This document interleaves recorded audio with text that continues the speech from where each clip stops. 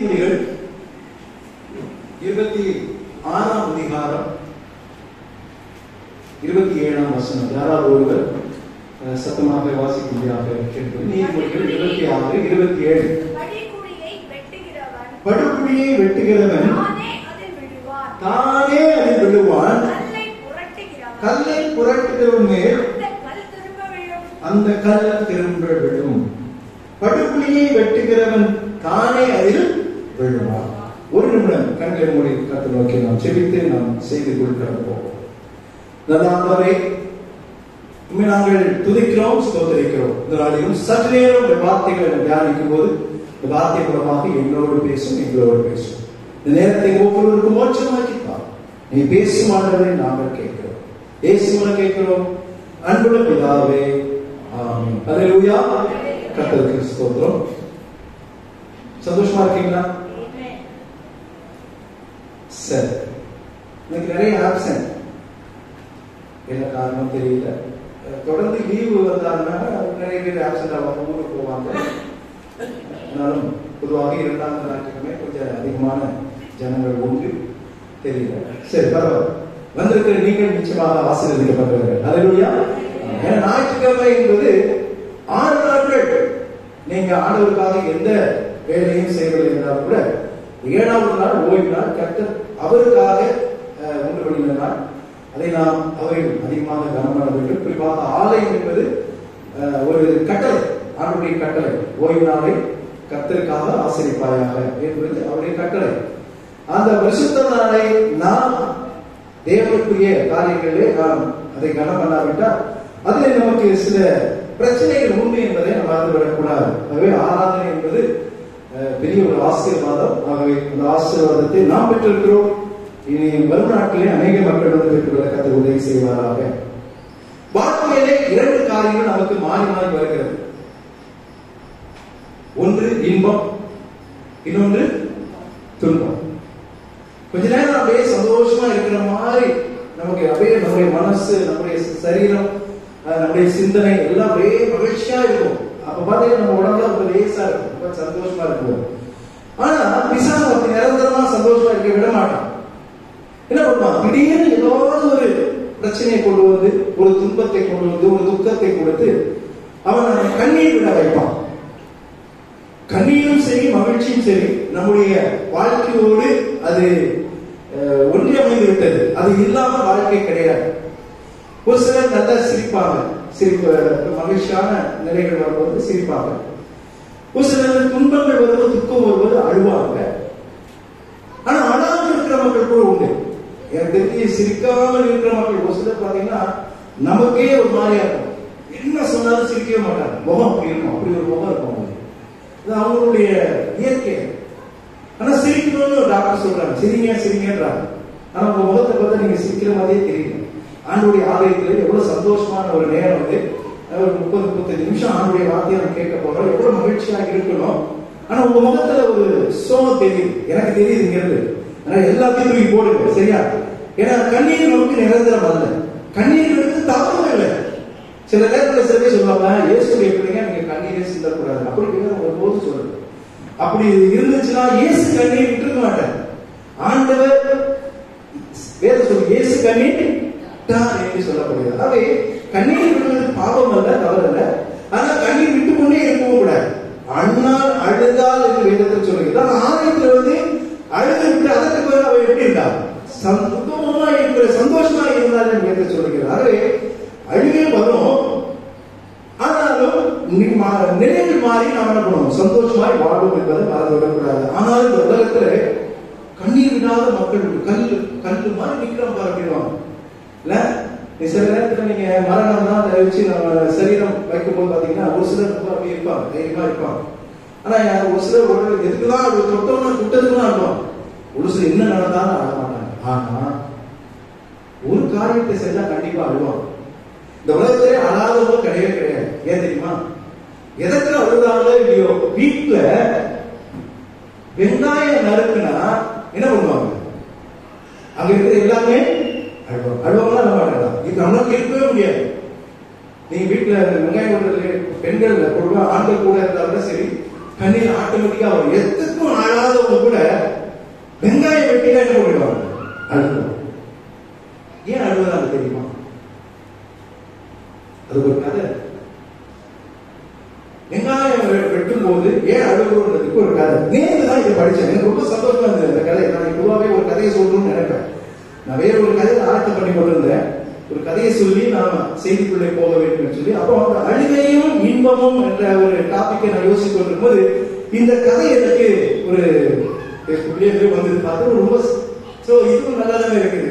இல்ல, வெங்காயம் வெட்டும் போது ஏன் அழுக வருதுன்னா, அது கடவுள் அந்த வெங்காயத்துக்கு தந்த ஒரு காரணம்.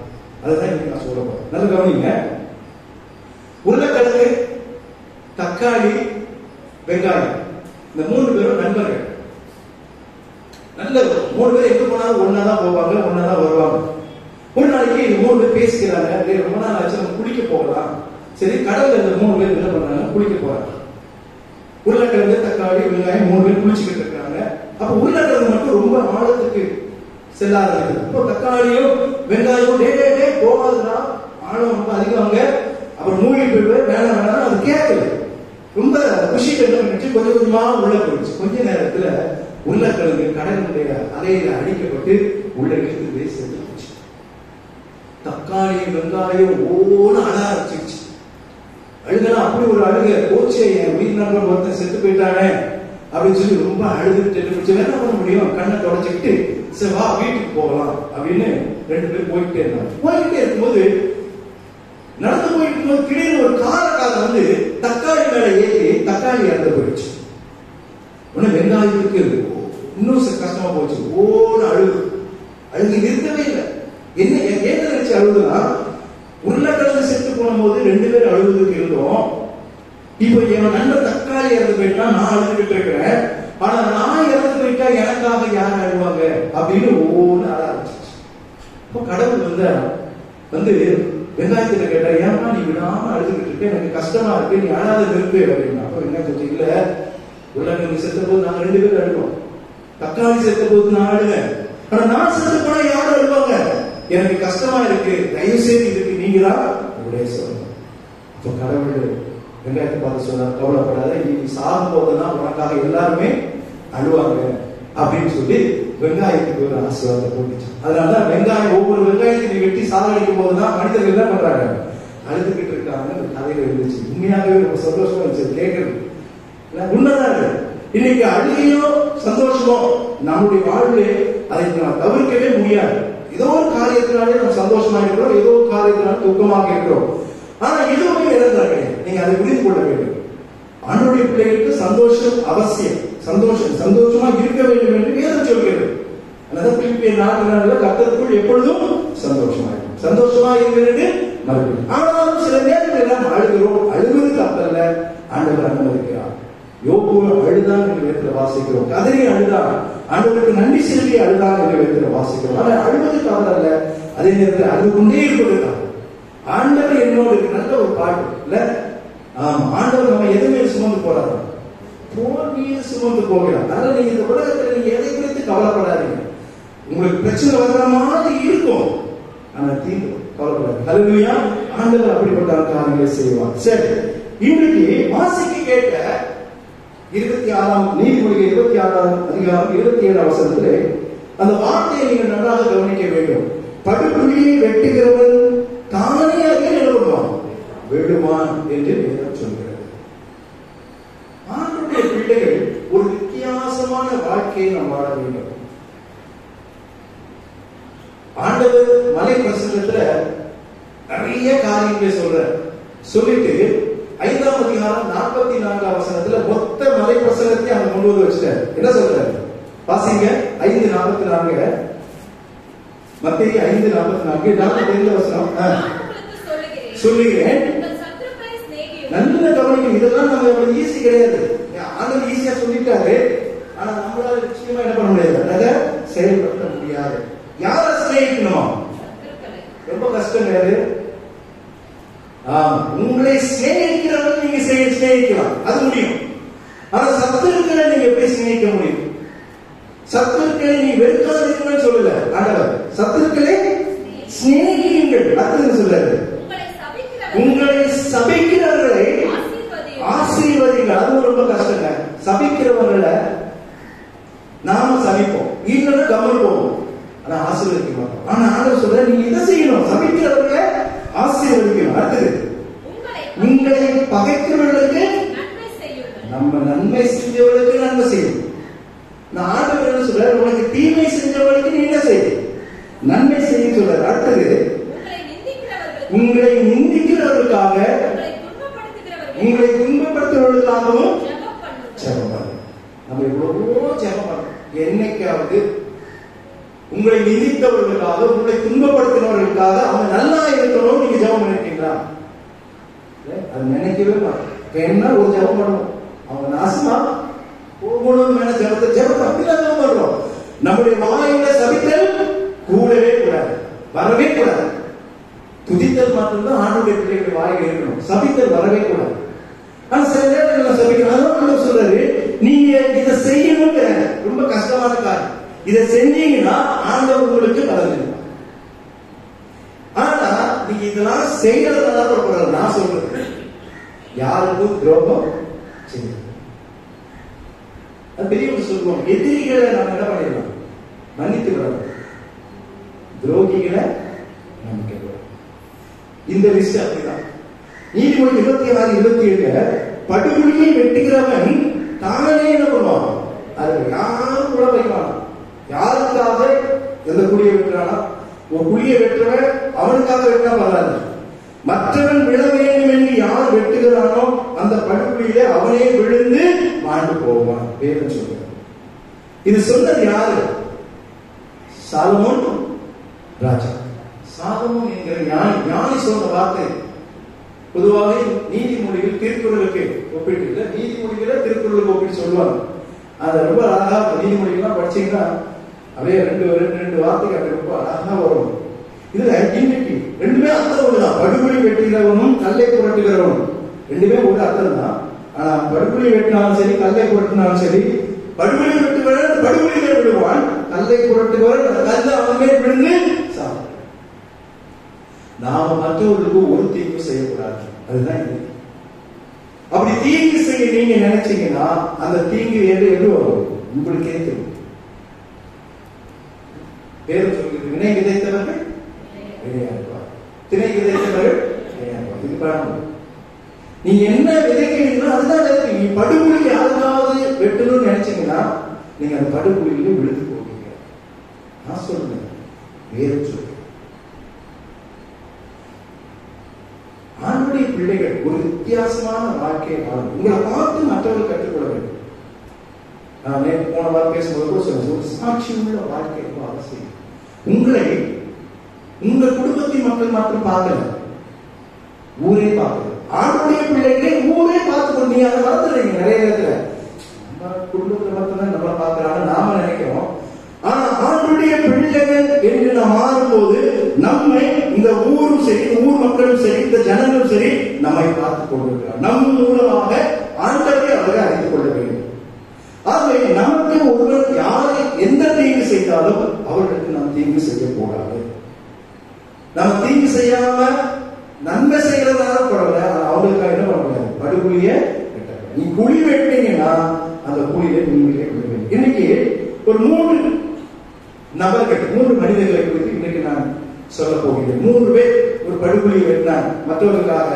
ஆனா அந்த படுகொலியில அந்த 3 பேர் விழுந்து மாண்டு போன அந்த சம்பவத்தை தான் இன்னைக்கு நான் சொல்லி நான் கடந்து போக ஆசை. முதல் மனிதர், இஸ்ரவேலுடைய முதல் ராஜா யாரு? சவுல் ராஜா. அவன் தோன்றிய படுகொலி. இந்த கதை உங்களுக்கு ரொம்ப தெரியும். இஸ்ரவேல் தீர்க்கதரிசிகளாக வழி நடத்தப்பட்டார்கள்.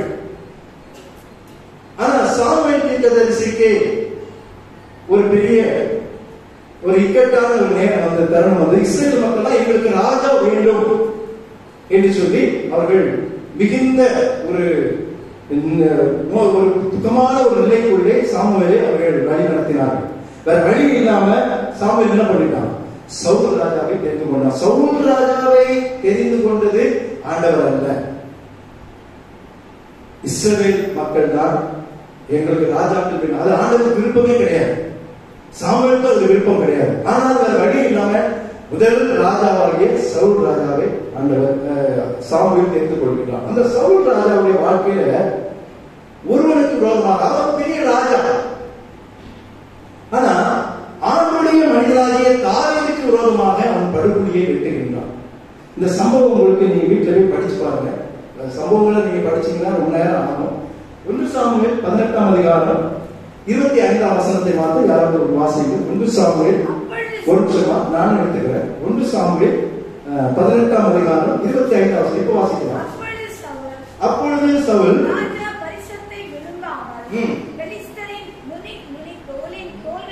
தோல்களினாலும்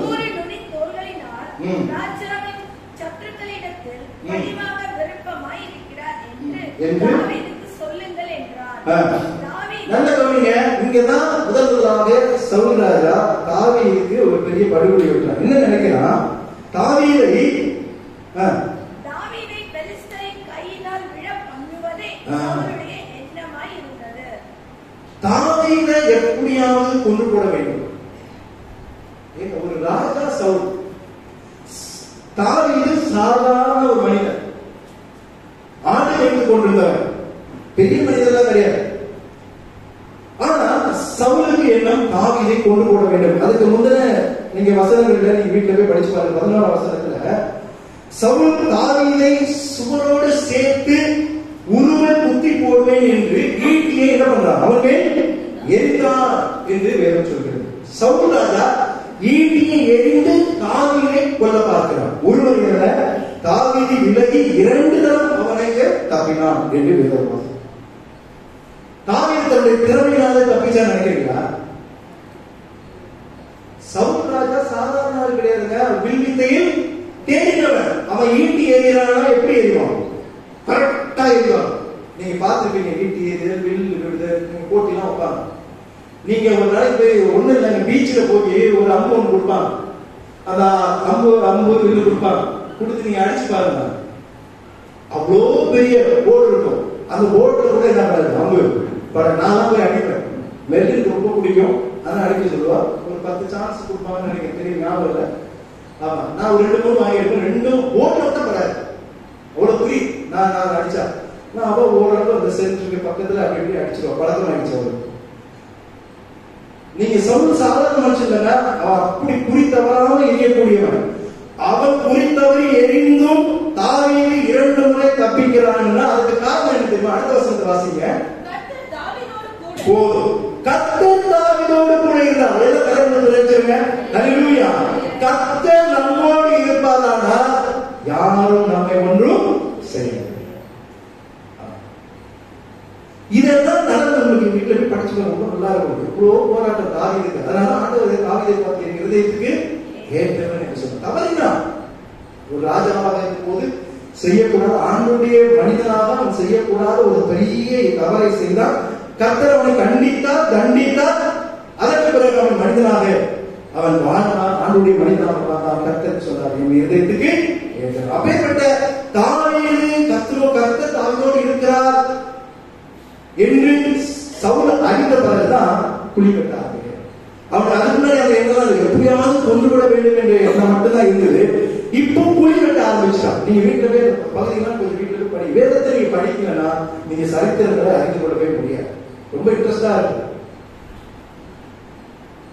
இதற்கு காரணம் யார் தெரியுமா? சவுல் தாவீதை எதிர்க்க ஆரம்பித்தவருடைய காரணம் யார் தெரியுமா? யாரு? பொம்பளைகளை ஒரு மாதிரி சிரிக்கிறார். யாரு? பெண்கள் தான். அதுக்காக ஆண்கள் நல்லவங்க இந்த இடத்துல பெண்கள் தான் காரணம். ஏன்னா தாவீது கோலியாத்தை ஜெயித்து விட்டு வருகிறான். யாராலும் ஜெயிக்க முடியாத கோலியாத்தை தாவீது அந்த ஒத்தை கல்லினாலே அடித்து கொன்று வெற்றியோடு வருகிறான்.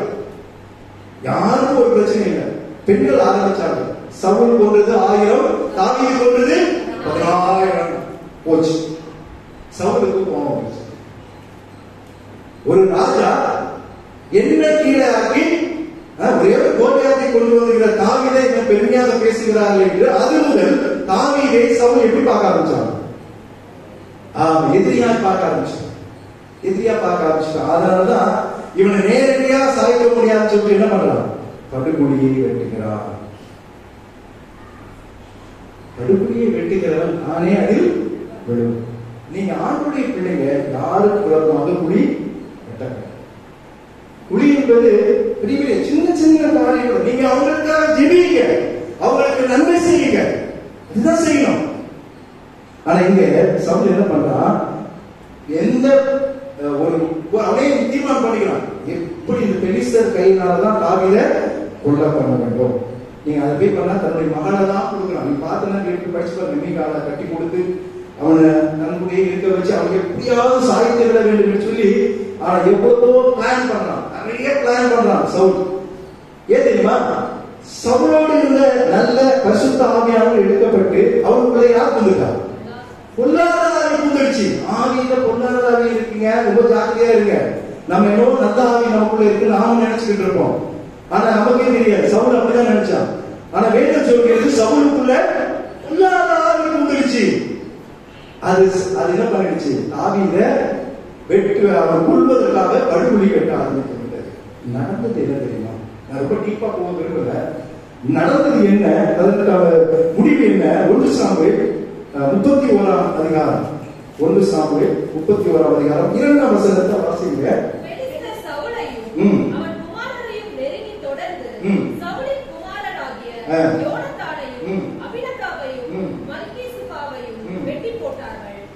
நீங்க அப்படியே தொடர்ந்து பாத்தீங்கன்னா, எந்த பெலிஸ்தர் கையினால தாவீதை கொல்ல வேண்டும் என்று ஒரு படுகொலியை வெட்டினானோ, அந்த பெலிஸ்தர் கையினாலே அவனும் அவனுடைய குடும்பத்தை ஆக்களும் அவனை சார்ந்தவர்களும் வெட்டுண்டு மாண்டு போனார். தாவீது ஆண்டவர் இருக்கிறார் என்று அறிந்தவர் இந்த சவுல். தெரிஞ்சு போச்சு, நம்முடைய ஈட்டி எறிகிறது நம்முடைய குறிதான் தப்பாத. அப்படி தப்புனா அவன் சாதாரண மனுஷன் இல்ல, ஆண்டவர் கர்த்தர் அவனோடு. அப்படியாவது புரிந்து கொள்ள வேணாம், அவனுக்கு நன்மை செய்ய வேணாம், இல்ல அவனை யோசிக்கிறதை விட்டுவிட வேணாம், விடல. ஏன்னா அவனுக்குள்ளே பொல்லாததாக இருந்தது, அதெல்லாம் படுகொலை வெட்டினான். நீ யாருக்காவது குழி வெட்டுறீங்கன்னா அப்ப உங்களுக்குள்ள பொல்லாத ஆவி யாருக்கு விரோதமாக எந்த ஒரு காரியம் செய்யணும். அதான் ஆண்டவர். ஆண்டவர் தான் நமக்கு உதாரணம். ஆண்டவர் எவ்வளவு மன்னித்தார், எவ்வளவு மன்னித்த யோசிச்சு பாருங்க. நீங்களும் நானும் ஆண்டவருக்குரிய பிள்ளைகளாக வாழ்வதற்கு தகுதியற்றவர்கள். ஆனா ஆண்டவர் எல்லாத்தையும் மன்னித்து ஆண்டவர் நம்முடைய பிள்ளையாக நம்ம ஏற்றுக்கொண்டிருக்கிறார். அப்போ நாம் எப்படி இருக்கணும், மற்றவர்களையும் நம்முடைய நண்பர்களாக நம்முடைய பிள்ளைகளாக நாம் நேசிக்கக்கூடியவர்களாக, நமக்கு எவ்வளவு துன்பம் படுத்தினாலும் அவர்களுக்காக நாம் ஜெபம் பண்ணக்கூடியவர்களாக இருக்க வேண்டும். தவிர சவுலை போல படுகுழியை நாம் வெட்டக்கூடாது. அப்படி நீங்க வெட்டுவீங்கன்னா அந்த குழியில நீங்களே விழுந்து மாட்டோம். நீங்க மாத்திரம் இல்லைங்க, உங்களுடைய குடும்பத்தின் பிள்ளைகளும் பாதிக்கப்பட ரொம்ப ஜாக்கிரதையா இருக்க. சவுல் மட்டும் அந்த பாதிக்கப்படல, அவன் தாவீதை கொல்ல நிமித்தமாக அந்த படுகொலியிலே போட்டுவிட வேண்டும் என்ற நிமித்தமாக அவனும் அவனை சார்ந்த குடும்பங்களும் மாட்டினான். கடைசியில கொஞ்சம் உயிர் ஓட்டி இருந்தது. அந்த அமெரிக்கன் என்ன பண்ண குத்தி கொண்டு போனான். இப்ப தாவீது துடிச்சான். தாவீதுக்கு ஒரு பெரிய வாய்ப்பு கிடைச்சது. உங்களுக்கு அந்த சம்பவம் தெரியும், நேரம் இல்லை. இந்த மாதிரி ஒரு சம்பவம் உங்களை ஒரு 2 முறை பார்த்தா கத்திர குத்த வந்து நீங்க தப்பிச்சிட்டீங்கன்னா, 3வது முறை அந்த மனிதன் தனியா உங்கள்கிட்ட நல்ல நீங்க அவனை கொல்ற மாதிரி ஒரு வாய்ப்பு கிடைச்சுன்னா நீங்க நான் விடுவோமா? கண்டிப்பா விட மாட்டோம். இவனா நமக்கு நம்ம வீட்டு பிரச்சனை தான், இவன் நம்மளை விட மாட்டான், இவன் உயிரோடு இருக்கிற வரைக்கும் நாம் வாழ முடியாது, என்ன பண்ணுவோம்? அப்படிப்பட்ட ஒரு சூழ்நிலை தாவீதுக்கு கிடைச்சது. கூட இருக்கிறவங்க சொன்னாங்க, அவன் போட்டு தள்ளிடு. தாவீது சொல்லிட்டான், ஆண்டவராலே அபிஷேகம் பண்ணப்பட்டவன், ஆண்டவருடைய பிள்ளைகள், அவனை நான் என்ன பண்ண மாட்டேன், ஒன்றும் செய்ய மாட்டேன். தாவீது எங்கேயோ போயிட்டாங்க. அதனால ஆண்டவர் உன் இருதயத்தை ஏற்றவன். ஏன்னா தாவீதுக்குள்ள ஆண்டவர் இருந்தான், ஆனா சவுலுக்குள்ள பொல்லாத சாத்தான. அதனாலதான் படுகொலை இருக்கும். நீங்க யாருக்கு விரோதமாக படுகொலையை வெட்டாது, எந்த ஒரு காரியத்தை யோசிக்காது.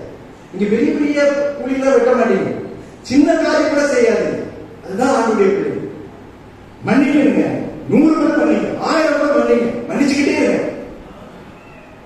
உங்களுக்குள்ள வைராக்கியம் வேண்டாம், விரோதம் வேண்டாம், பகை வேண்டாம்.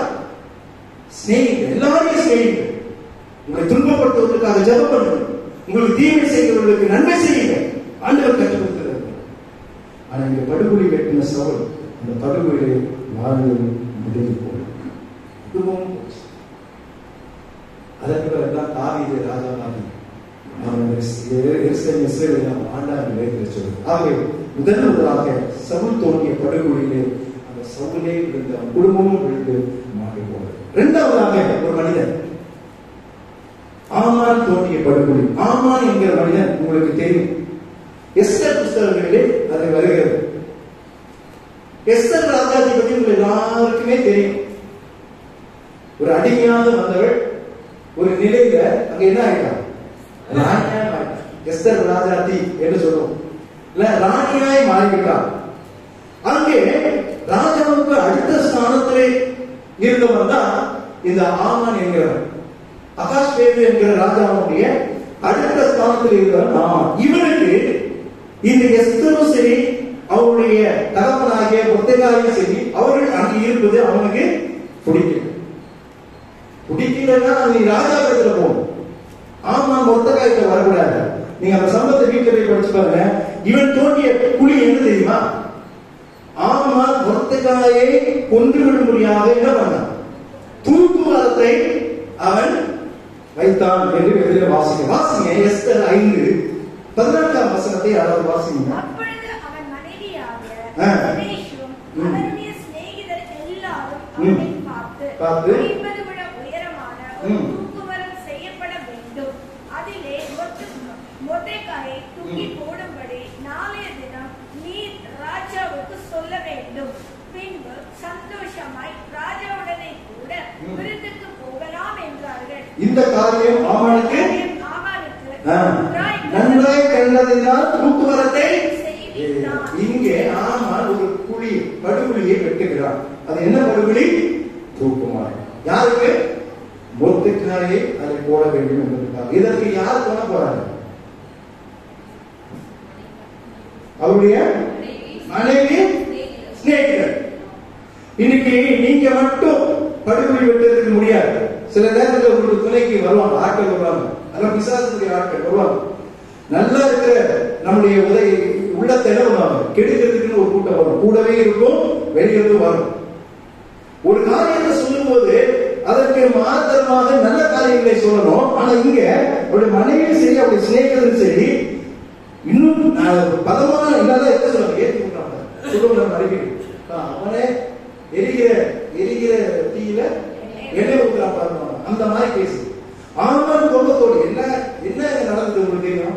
ஆமான மொர்தெகாய் வணங்கல, அவ்வளவுதான். ஏன்னா மொர்தெகாய் அப்படி வளர்ந்தவன், எஸ்தரை அப்படி வளர்த்தவன். சொந்த அப்பா கிடையாது. நீங்க வீட்டுல போய் படிச்சு பாருங்க, அவன் சித்தப்பா இல்ல. ஆமா, ஆனா சொந்த பிள்ளையாக அவன் கத்தெடுத்து வளர்த்து இன்றைக்கு ஒரு ராஜா ராணியாக அந்த தேசத்துல அவன் இருக்கிறான்.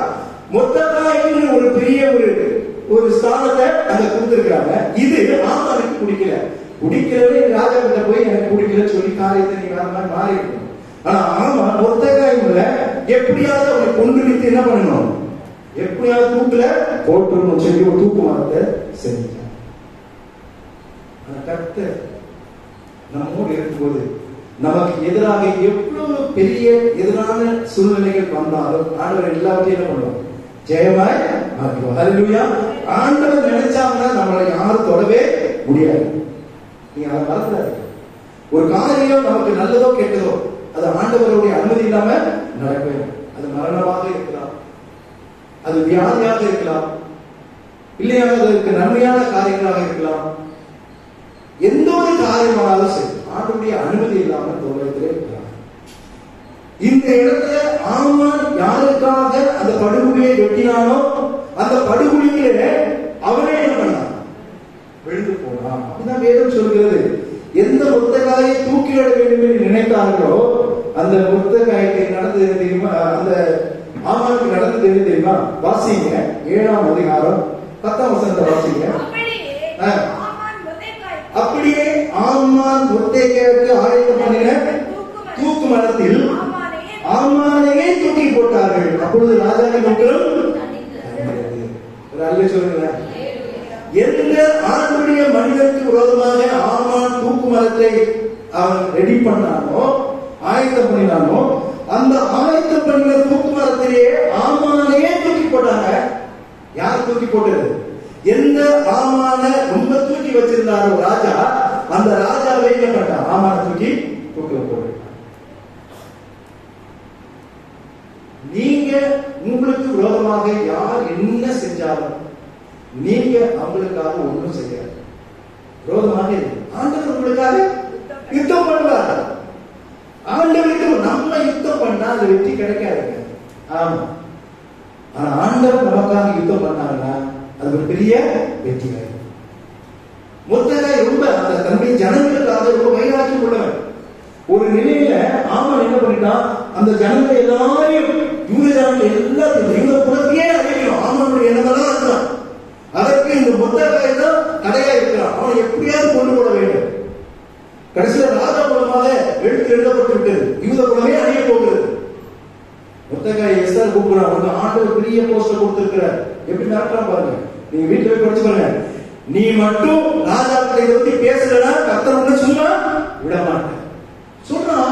மொத்தக்காய் சொல்றான், பொண்ணை பார்த்து, உன்னை ராணியா வச்சாரு எதுக்கு தெரியுமா? சும்மா வைக்கிற ஆண்டவர் ஒருத்தர் உயர்த்துறாருன்னா அவன் வாழ்க்கை முழுவதும் ஆசீர்வாதமா இருக்கணும் கிடையாது.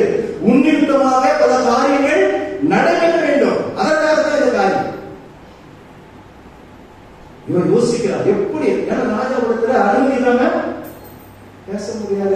ராணியா இருந்தாலும் பேச முடியாது. இன்னைக்கு அப்படியா இருக்கிறாங்க. எங்க வீட்டுல, உங்க வீட்டுல நம்மகிட்ட அனுமதி கேட்டுதான் பேசணும் ஒரு சட்டம் வச்சுதான். நம்மளை காட்டிலும் ஆண்களை காட்டிலும் சந்தோஷமானவங்க யாருமே கிடையாது. ஆனா இன்னைக்கு அப்படி கிடையாது. ஆமா, நம்ம பேச்சு கம்மி தான், அவங்க பேச்சு அதிகமா தான். அப்படிதான் ராஜா பேச முடியாது. ஆனாலும் தைரியமா சொல்றாரு, பேசுவோம். நீங்க கிட்ட போய் படிச்சு ஜபம் பண்றாங்க. நான் ஒண்ணு செய்யறேங்க, நல்ல ஜபம் பண்றாங்க. அதுவே எங்களுடைய குலம், யூத குலம் அழிய போகிறது.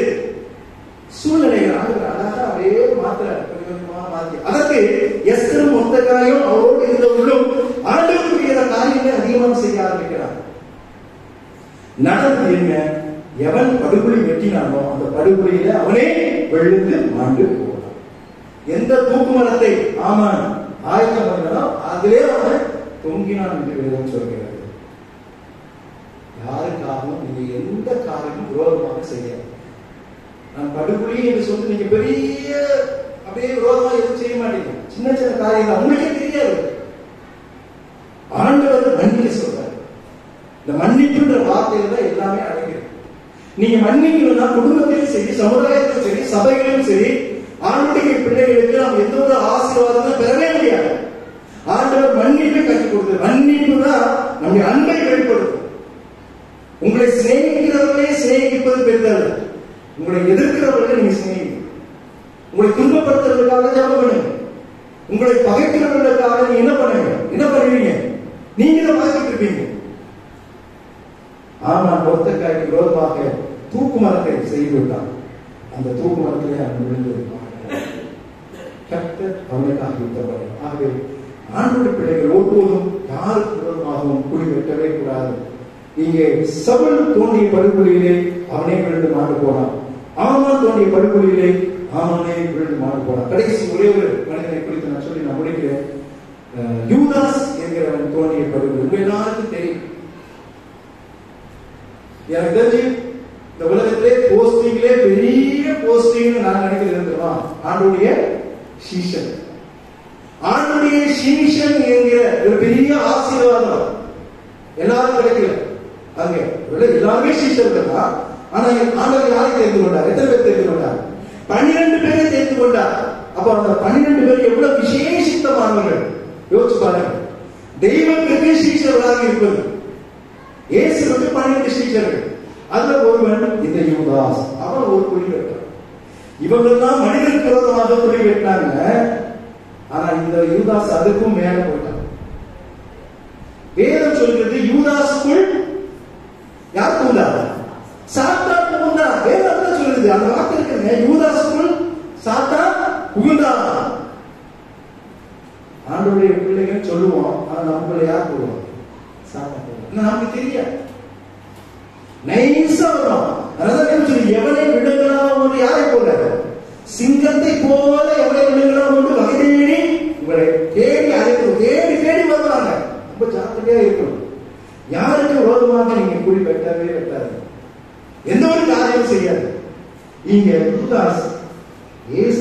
கிறிஸ்துவுக்கு விரோதமாக ஒரு குழியை வெட்டினான்.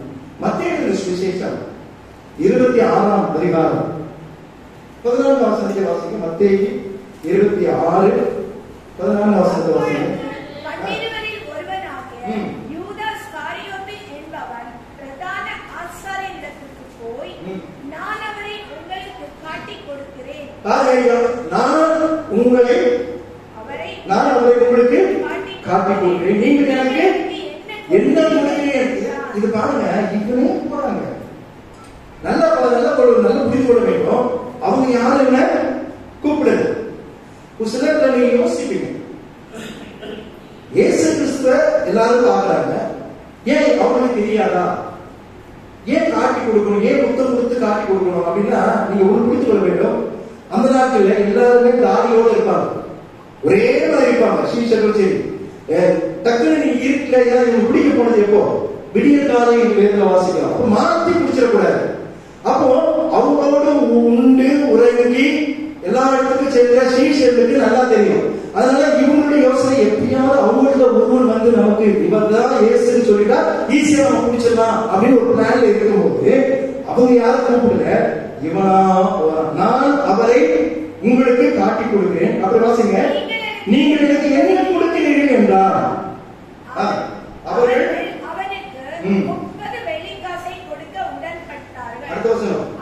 அது முதல் அவன் அவரை காட்டி கொடுப்பதற்கு ஒரு குழியை வெட்ட ஆரம்பிச்சார். படுபடுபடி பெரிய குழி. யார் வருவாங்க? இயேசு கிறிஸ்துக்கு வருவாங்க. இப்படிதான் மனசு வந்ததோ தெரியல. அதெல்லாம் செய்யறது கூட பரவாயில்ல. ஆனா யூதாஸ் செய்ததை யோசிச்சு பார்த்தா, எங்க அற்புதத்தை பார்த்தவன், மரித்தவங்க உயிரோடு எழுப்பின ஆண்டவர், அவர் தெய்வம் என்பதை கண்ணு முன்னாக பார்த்தவங்க, அவன் எப்படி ஒரு 30 வெள்ளி காசுக்கா, ஒரு 30 வெள்ளி காசுக்கா காட்டி கொடுக்கும். என்னோட இந்த தீர்க்க தரிசனம் நிறைவேறுவதற்கு யூதாஸ் என்றவர் காட்டி கொடுக்கணும். அதற்காக தெரிந்து கொள்ளப்பட்ட பாத்திரம் தான் யூதாஸ். அவனை ஒரு ட்ரெஷரரா வச்சிருந்தாங்க, ஒரு பணம் கொடுப்பாங்க. அதனால நிறைய இடத்துல பாத்தீங்கன்னா இந்த பணம் அந்த பிரச்சனையெல்லாம் வரும்போது அவன் தான் முன்னாடி வந்து சொல்லுவோம். இங்க யாரும் சொல்லல, ஆனா இவனே ஒரு குழியை வெட்டி வச்சான். யாருக்கு? இயேசுவை எப்படியாவது அந்த படுகொலியில தள்ளிடணும்.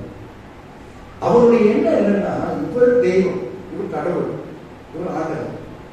நம்ம என்னதான் காட்டி கொடுத்தாலும் என்ன பண்ணிடுறாரு? தப்பிச்சிருவாரு அப்படின்னு ஒரு எண்ணம் அவங்களுக்குள்ள இருந்திருக்கலாம். சிலுவையில் இறங்கி மறி, ஆனா ஆண்டவர் நிறைய சொன்னார், உங்களுக்கு ஒருவன் காட்டி கொடுப்பான், அவன் நான் என்ன பண்ணுவேன்? சிலுவையிலே மறிப்பேன், ஆனா 3ஆம் நாளில் உயிர் எல்லாத்தையும் சொல்லிட்டான். ஆனாலும் மன்னிக்கல, குழி கட்ட ஆரம்பிச்சுட்டான். ஆண்டவர் அடிக்கடி ஞாபகப்படுத்திட்டே இருக்கிறார், எவன் ஒருவனுக்கு விரோதமாக குழி வெட்டினாலும் அந்த குழியிலே அவன் விழுவான். யாருக்கு விரோதமாக? நீங்க குடும்பத்திலையும் சரி, நண்பர்களிலும் சரி, வெளிநாடுகளிலும் சரி, திருச்சபையிலும் சரி, யாருக்கு விரோதமாக எந்த ஒரு சின்ன காரியம் கூட நம்ம தப்பா செய்யக்கூடாது. எவ்வளவு தூரம் மன்னிக்க முடியுமோ, எவ்வளவு தூரம் அவங்களுக்கு நீ உதவி செய்ய முடியும், எவ்வளவு தூரம் அவங்களுக்காக நன்மை செய்ய முடியுமோ, எவ்வளவு தூரம் அவங்களுக்காக ஜெபிக்க முடியுமோ, அதெல்லாம் நீங்க செய்யணும். எதுவுமே செய்ய முடியும்னா கூட அதுபடி மட்டும் வெட்டவே. அப்படி வெட்டினீங்கன்னா அது உங்கள் மேல் விடும். கல்லை புரட்டுகிறவன் மேல் அந்த கல் விழுந்து அவன் என்ன பண்ணுவான்? மறைத்து போவான். யாருக்காக நீங்க படுகொலை வெட்டுகிறீங்களோ அந்த படுகொலையில நீங்களும் விழுந்து மாட்டு போவீங்க. நடந்தது என்ன? அந்த முத்தத்தினாலே காட்டி கொடுத்தவன் வேறு சொல்லு, யூதாஸ் 4 போட்டு செத்தான். மறிக்க வேண்டியவனா அவன், இரத்த சாட்சியாக மறிக்க வேண்டியவங்க, ஆசீர்வாதமாக மறிக்க வேண்டியவன். அவனுடைய சீஷர்கள், இயேசுடைய சீஷர்கள்லாம் இரத்த சாட்சியாக மறித்த மரணம் முடிவது, மரணத்தினுடைய முடிவை நான் சொல்றேன். மரணம் எப்போனா வரட்டும், ஆனா அந்த மரணம் எப்படி இருக்கு இல்ல? மற்றவர்கள் ஆசீர்வதிக்கப்பட்டவர்கள் ஒவ்வொருவரும் ஒவ்வொரு விதமான மரணத்தை தெரிந்து கொண்டார்கள் ஆண்டவருக்காக. ஆனா ஆண்டவரை காட்டி கொடுத்த அந்த படுகொலையிலே அவன் வெளியே போனான். வேதம் சொல்கிறது அவன் உடல் சரிந்து மறைத்து போனான். வேதம் சொல்றது அப்போஸ்தலர் வாசிங்க, அப்போஸ்தலர் 1:18 வாசிங்க. அந்த வசனம் ரொம்ப தெளிவா இருக்கும். அப்போஸ்தலர் 1:18 வாசிங்க. அநீதியின் கூலினால 30 வெள்ளி காசுங்க, அநீதியின் கூலினால ஒரு நிலத்தை சம்பாதித்து தலைகீழாக தூக்கு போட்டு செத்து தலைகீழாக விழுந்தா, நல்ல கவனிய அவங்க நிலைய பாருங்க. சீசன் எப்படி இருக்க வேண்டிய சீசன். இதை விட மரணம் தான் மற்ற சீசன் பெற்றாங்க. ஆனா ஆண்டவருக்காக பெற்றாங்க. அதுதான். ஆனா இவன் அவன் வயிறு வெடித்து உடல்களெல்லாம் சரிந்து போயிட்டு எவ்வளவு கொடுமையான மரணம். சரி, சம்பாதிச்சிய அந்த நிலம் 30 வெள்ளிக்காசு. அது வாழ முடிஞ்சுதா? புதைக்கலாம், சாகதான் முடியும். ஆண்டவருக்கு விரோதமா, நம்ம ஒரு மனிதனுக்கு விரோதமாக படுகொலை வெட்டினாலே நமக்கு நிறைய சாபம். இயேசு கிறிஸ்துவுக்கு விரோதமாக அப்படி ஒரு பெரிய படுகொலையை வெட்டினா ஆண்டவர் சும்மா விடுவாரா? ஆண்டவர் மன்னிக்கிறதையா இருக்கார். ஆனா மன்னிப்புக்கு அவன் தகுதி அற்றவனாக. கர்த்தருடைய பிள்ளைகள் ஒருபோதும் யாருக்கும் படுகொலை வெட்டக்கூடாது. அப்படி படுகொலை வெட்டினீங்கன்னா அந்த படுகொலையை நாம் இது ஒரு எச்சரிக்கை செய்தி. நம்ம அநேக ஆசீர்வாதமான செய்தியை நாம் கேட்டுக்கொண்டிருக்கிறோம். கொஞ்சம் எச்சரிக்கையின் செய்தியை நாம் கேட்க வேண்டிய நிலையில் இருக்கிறோம். ஆகவே நிச்சயமாக படுகொலையை வெட்டுகிறவன் தானே அதில் எழுவான். 3 பேரை நாம் பார்த்தோம். சவுல், ஆமான், யூதாஸ். இவர்களை போல நாம் பண்ணக்கூடாது. மன்னிக்க கற்றுக்கொள்கிறோம். மன்னிக்கணும். நாமும் மன்னிப்பு பெறுகிறோம். அதே நேரத்தில் நாமும் மற்றவர்களுக்கு மன்னிக்க. ஆகவே மன்னிப்பு என்பது ஆண்டவருடைய சிந்தனை. அந்த கிறிஸ்துவின் சிந்தை தான் மன்னிப்பு. அவர் மன்னித்ததுனாலே தம்முடைய அன்பை ஆண்டவர் வெளிப்படுத்தினார். நம்முடைய ஒரே பேரான குமாரனுக்குமாக ஆண்டவர் தம்முடைய ஜீவனே தந்து ஆண்டவர் தம்முடைய அன்பை வெளிப்படுத்தினார். சிலுவையிலே மன்னித்தார். எல்லாரும் மன்னித்தார். நாங்கள் செய்கிறது இன்னும் அறியாதிருக்கிறார்களே என்று ஆண்டவர் மன்னித்தார். ஆனால் யாருக்கு விரோதமாக எந்த ஒரு பொல்லாங்கும் செய்கிறது. சின்ன காரியமானாலும் சரி, பெரிய காரியம், சின்ன புலியோ பெரிய புலி வெட்டாது. வெட்டினா நாமும் விடுவோம், நம்ம குடும்பமும் ஜாக்கிரதையாக இருப்போம். கர்த்தர் உங்களுக்கு அந்த விதமான ஆசீர்வாதங்களை